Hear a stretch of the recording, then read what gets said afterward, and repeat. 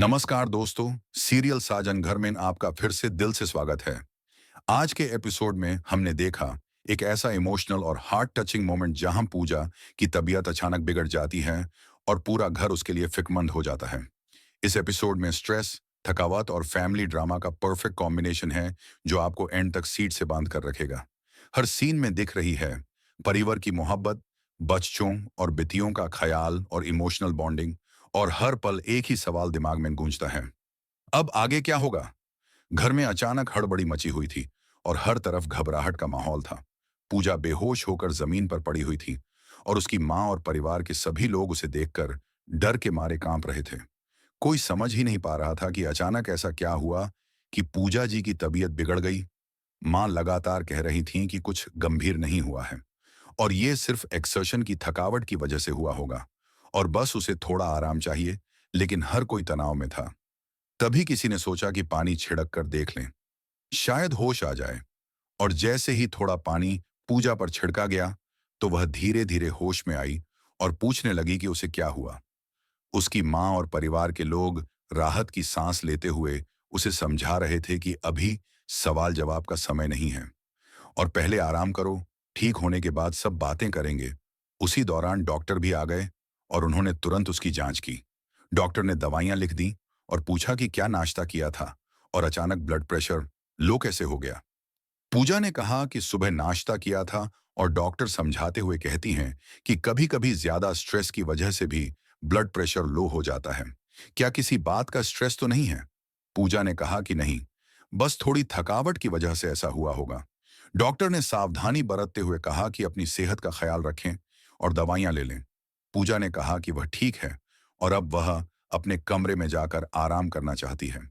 विवाद और कबीर ने मिलकर पूजा को उसके कमरे तक छोड़ा और वहीं खड़े होकर चिंता जताई कि आखिर किस बात का स्ट्रेस पूजा ले रही है और उसके दिल में क्या चल रहा है।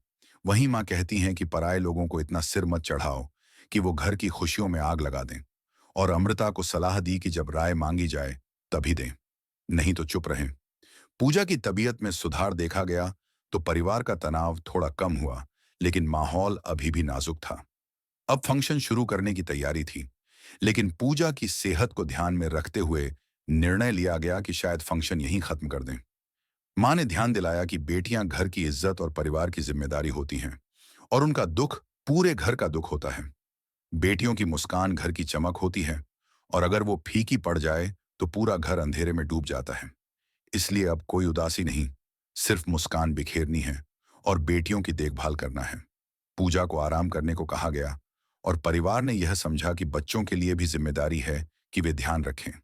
अब जबकि पूजा के साथ काम में हाथ बटाने की जिम्मेदारी मेघा को दी गई थी, परिवार ने यह महसूस किया कि कभी-कभी अपनों से ज्यादा पराये लोग प्यारे हो जाते हैं और बच्चों की भूख, उनकी परेशानियों का ध्यान रखना भी महत्वपूर्ण है। अमृता को समझाया गया कि हर बात को लड़ाई का मुद्दा न बनाएं। शादी का घर है तो पहले मेहमानों का मान, अपनों का बाद में। इस तरह पूरे घर में संतुलन और प्यार बनाए रखना है। पूरे परिवार ने मिलकर पूजा की सुरक्षा, आराम और स्वास्थ्य का ध्यान रखा। साथ ही घर की खुशियों और मेहमानों के सम्मान के बीच संतुलन बनाए रखा। इस दौरान हर सदस्य ने यह समझा कि बेटियां घर का वरदान होती हैं और उन्हें संभाल कर रखना जरूरी है। आखिरकार पूजा को आराम करने के लिए उसके कमरे में भेजा गया और परिवार ने यह महसूस किया कि प्यार, देखभाल और समझदारी ही परिवार की असली ताकत है। इस तरह साजन घर के इस एपिसोड में हर इमोशनल सीन, फैमिली ड्रामा और छोटे छोटे कॉन्फ्लिक्ट्स ने यह दिखाया कि कैसे प्यार, जिम्मेदारी और समझदारी से परिवार की खुशियों को बचाया जा सकता है।